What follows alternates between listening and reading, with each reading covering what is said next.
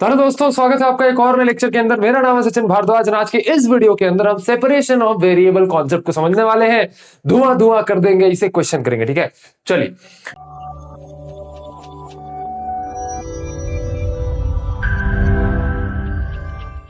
सबसे पहले देखते हैं कि भैया सेपरेशन ऑफ वेरिएबल का क्वेश्चन अगर आ जाए, पहली बात तो ये है कि भैया ये ऑर्डर के हिसाब से तो वैसे ये टॉपिक यहाँ पे नहीं आना चाहिए, बट ऐसा है कि मैंने सोचा कि भैया पहले थोड़ा सा कुछ इजी कॉन्सेप्ट आपको समझा देते हैं ताकि आप एक लय में आओ ना। पहले आपने बेसिक्स पढ़ा डिफरेंशियल इक्वेशन का, डिफरेंशिएशन इंटीग्रेशन का बेसिक्स पढ़ा, फिर आपने कुछ ऑर्डर डिग्री की बात करी, फिर और थोड़ा थोड़ा धीरे धीरे करके हम लेवल बढ़ा रहे हैं और धीरे धीरे करके यूनिट खत्म कर देंगे। ठीक है, चलिए सेपरेशन ऑफ वेरिएबल की बात करते हैं। यहां पर फर्स्ट ऑर्डर ऑर्डिनरी डिफरेंशियल पर काम होता है, जिसमें भैया अगर आपके पास कोई डिफरेंशियल इक्वेशन है dy बाई dx, जिसके अंदर मान लो कोई भी भैया आपके f of x and f of y, ठीक है, x और y दोनों के टर्म्स हैं, दोनों के फंक्शंस हैं, तो इस केस के अंदर हमें क्या करना है? सेपरेशन ऑफ वेरिएबल करना है। सेपरेशन ऑफ वेरिएबल का मतलब भैया x की जो टर्म है वो एक तरफ आप कर दो और y की टर्म एक तरफ कर दो।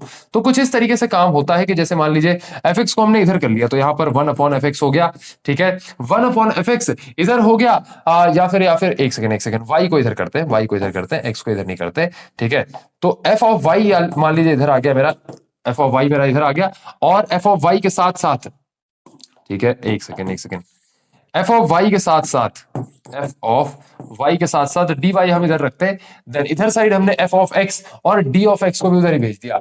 तो क्या यहां पर दोनों को मैंने सेपरेट कर दिया, बिल्कुल। अब उसके बाद हम क्या करते हैं? इंटीग्रेट कर देते हैं दोनों साइड और हमें आंसर मिल जाता है। Integrate both side and you get the answer. ठीक है, तो यहां पर इस तरीके से कुछ प्रोसेस होती है। क्या इसको रट्टा मारना है? नहीं, कुछ रट्टा मारनी है। क्वेश्चन से पहले मैं थोड़ा सा आपको एक लय बता रहा था ताकि जब हम क्वेश्चन करें तो आपको समझ में आए।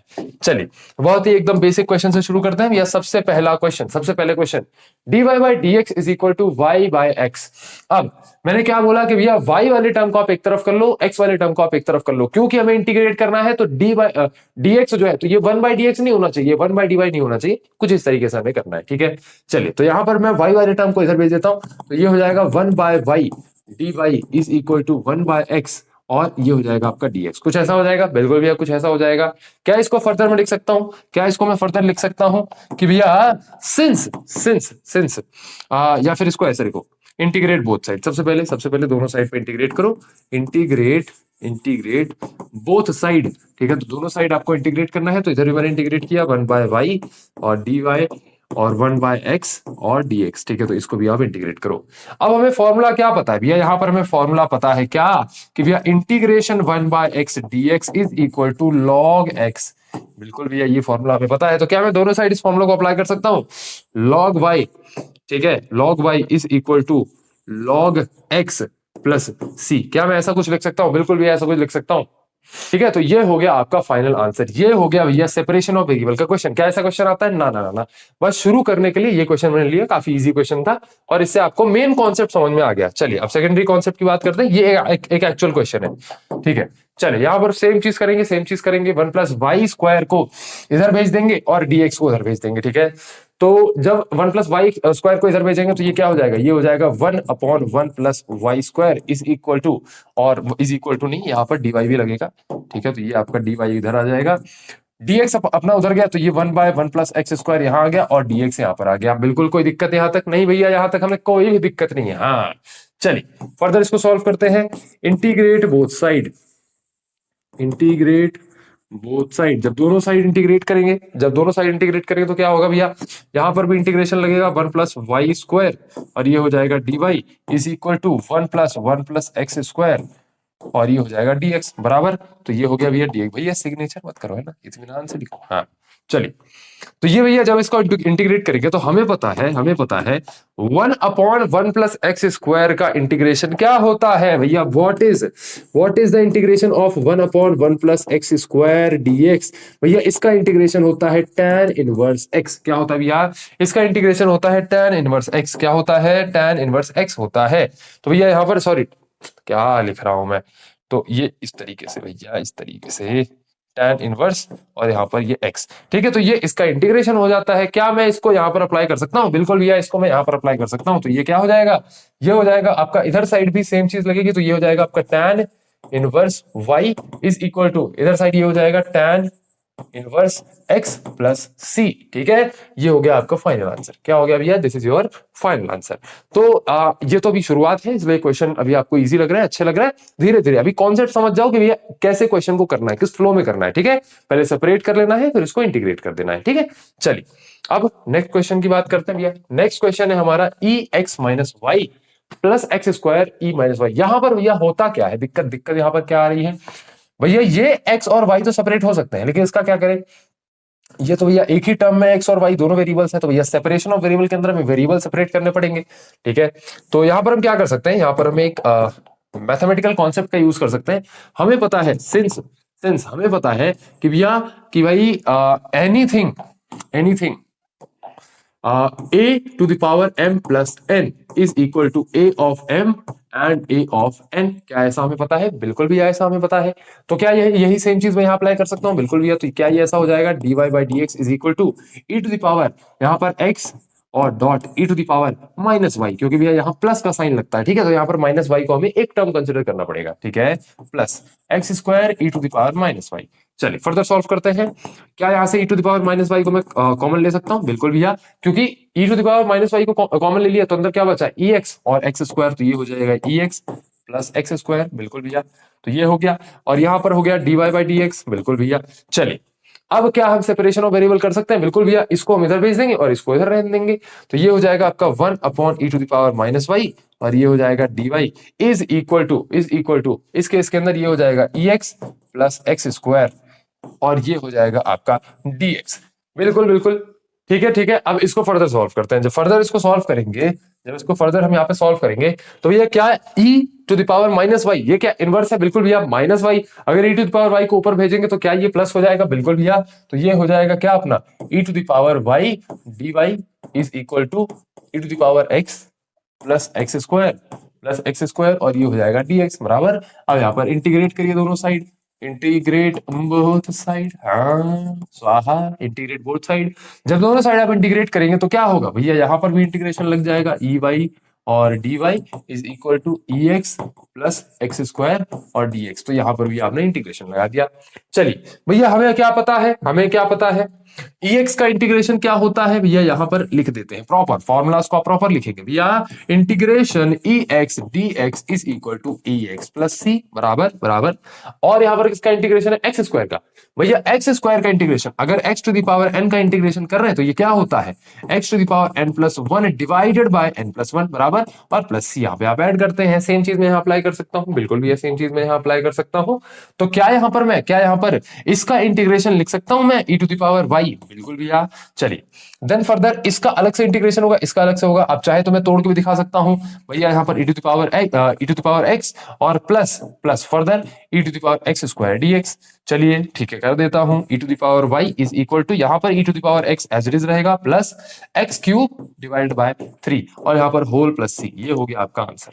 ठीक है, तो कुछ इस तरीके से हमने सेपरेशन ऑफ वेरिएबल का क्वेश्चन कर लिया। इसको नोट करिए। चलिए चलिए एक और क्वेश्चन देखते हैं। चलिए अब एक और क्वेश्चन देखते हैं।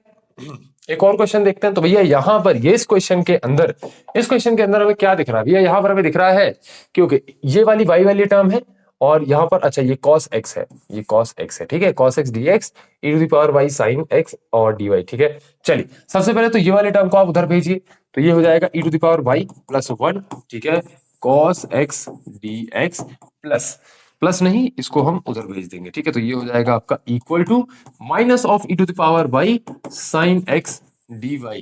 ठीक है, चलिए अब क्योंकि इधर साइड x वाली टर्म है, तो अब क्या करते हैं, sin x को इधर ला लेते हैं। ठीक है, तो cos x upon sin x dx is equal to minus ey बचा, ey प्लस 1 को उधर भेज दो, तो ये हो जाएगा ey प्लस 1 बराबर। चलिए, और ये हो जाएगा आपका dy। चलिए अब क्या कर सकते हैं भैया यहाँ पर? अब क्या कर सकते हैं? क्या यहाँ पे हम कुछ सॉल्व कर सकते हैं? नहीं भैया, यहाँ कुछ सॉल्व नहीं कर सकते। यहाँ क्या कर सकते हैं भैया? हमें पता है कि cos अपॉन साइन क्या होता है भैया? cos अपॉन साइन होता है cot x। क्या होता है भैया? cot x। तो यहां पर ये हो जाएगा, लिख देते हैं इसको, cos x upon sine x is equal to cot x। क्या होता है भैया? cot x होता है। क्या यहाँ पे cot x लिख सकता हूँ? बिल्कुल भैया, आपकी मर्जी लिख दो। तो यहाँ पर cot x dx हो गया, ठीक है। चलिए minus e to the power y और e to the power y plus 1, ठीक है। e to the power y plus 1, एक सेकेंड, ये प्लस 1 पावर में नहीं है ना, ये प्लस 1 पावर में नहीं है, तो इसको पावर में मत समझना, ठीक है। चलिए ये हो जाएगा आपका dy। अब फर्दर इसको करते सॉल्व भैया। अब यहाँ पे दोनों वेरिएबल सेपरेट हो चुके हैं, अब मुझे डायरेक्टली इनको इंटीग्रेट करना है। क्या करना है भैया, डायरेक्टली हम इनको इंटीग्रेट करेंगे। तो यहाँ integrate both side, integrate both side. जब दोनों साइड इंटीग्रेट करेंगे तो क्या हो जाएगा भैया, ये हो जाएगा cot x dx, और इधर साइड क्या हो जाएगा भैया, इधर साइड हो जाएगा integration of minus e to the power y upon e to the power y plus 1 dx। हालांकि माइनस तो कॉमन हो जाएगा, तो माइनस को हम कॉमन में ही कर देते हैं, ठीक है। तो यहाँ माइनस आपका बाहर आ जाएगा, बिकॉज -1 कांस्टेंट हो जाता है, ठीक है। चलिए cot x का इंटीग्रेशन क्या होता है भैया, cot x का इंटीग्रेशन होता है log sin x। क्या होता है भैया, cot x का इंटीग्रेशन होता है log sin x। तो यहाँ पे आप दोनों चीजें कैसे इंटीग्रेट करेंगे मैं थोड़ा सा लिख देता हूं। तो भैया आपको पता है कि cot x का इंटीग्रेशन होता है log sin x। क्या होता है भैया, log of sin x। And एक और चीज है भैया, ये वाली साइड कैसे इंटीग्रेट होगी। यहां पर आपको एक इंटीग्रेशन में मैंने रूल बताया था, जो आपको यहां पे पता होना चाहिए। क्या रूल था भैया, क्या रूल था भैया, यहां पर रूल ऐसा था कि अगर अगर अगर अगर नीचे वाली टर्म को डिफरेंशिएट करने पर ऊपर वाली टर्म मिल जाए, अगर नीचे वाली टर्म को डिफरेंशिएट करने पर ऊपर वाली टर्म मिल जाए, तो इस पूरी टर्म का जो इंटीग्रेशन होता है वो होता है लॉग ऑफ नीचे वाली टर्म, लॉग ऑफ नीचे वाली टर्म। ये वाला फॉर्मूला मैंने आपको बताया था। इसका एक एग्जांपल देख लेते हैं, इसका एक एग्जांपल देख लेते हैं कि भैया मान लीजिए लिखा हुआ है कि भैया 2x upon x square, integration of 2x upon x square. भैया नीचे वाली टर्म को जब डिफरेंशिएट करोगे तो ऊपर वाली टर्म मिल जाएगी भैया, एक्स स्क्वायर को डिफरेंशिएट करोगे तो 2x मिल जाएगा, बिल्कुल। तो इसका आंसर पता है क्या होगा, ये इंटीग्रेशन का आंसर पता है क्या होगा, इसका आंसर होगा log of x square plus c, बिल्कुल। तो यही सेम फॉर्मूला यहां पे अप्लाई हो रहा है, ठीक है। चलिए क्योंकि जब मैं नीचे वाली टर्म को डिफरेंशिएट करूंगा, e to the power y plus 1 को डिफरेंशिएट करूंगा, तो भैया e to the power y का डिफरेंशिएशन क्या होगा, e to the power y होगा, ऊपर आ गया e to the power y। 1 का डिफरेंशिएशन क्या होगा भैया, 0, तो यहां पर 0। तो इस पूरी टर्म का डिफरेंशिएशन क्या हुआ भैया, ऊपर वाली टर्म। तो यहां पर सेम फॉर्मूला लग रहा है, तो इसका आंसर क्या होगा, इसका आंसर होगा भैया, इस पूरी इंटीग्रेशन का आंसर होगा log of e to the power y plus 1। तो यहां पर cot x की जगह पर क्या मैं लिख सकता हूं, log sin x, बिल्कुल। तो यहां पर हम लिख सकते हैं log ऑफ sin x, बिल्कुल, और equal to minus of log of e to the power y plus 1, और यहां पे प्लस c। ये हो गया भैया इसका आंसर। चलिए इसको नोट करिए।